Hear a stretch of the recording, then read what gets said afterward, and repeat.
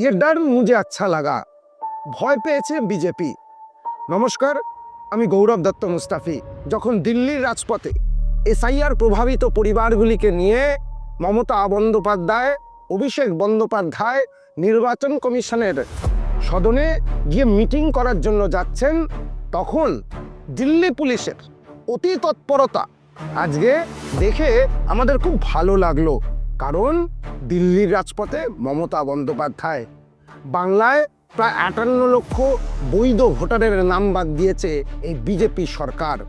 আজকে কিছু মানুষ যারা আজকে বেঁচে আছেন কিন্তু ভোটার তালিকায় দেখা যাচ্ছে তারা মৃত।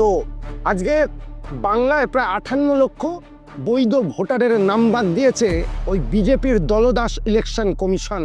আজকে সেই সমস্ত মানুষ যারা আছে জীবিত কিন্তু ভোটার তালিকায় দেখা যাচ্ছে তারা মৃত।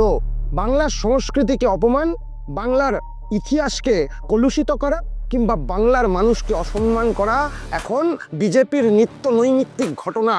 আজকে তার প্রতিবাদ করতে মমতা বন্দ্যোপাধ্যায়, অভিষেক বন্দ্যোপাধ্যায় পৌঁছে গেছেন দিল্লির দরবারে।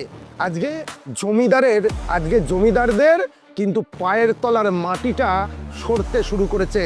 তাই তাদের পুলিশের অতি সক্রিয়তা, কি নিষ্ঠুর আচরণ।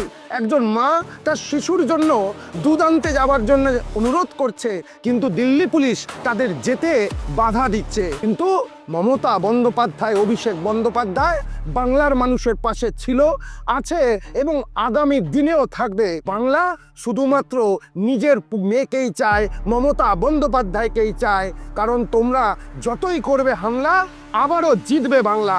জয় বাংলা, জয় হিন্দ, জয় বাংলা।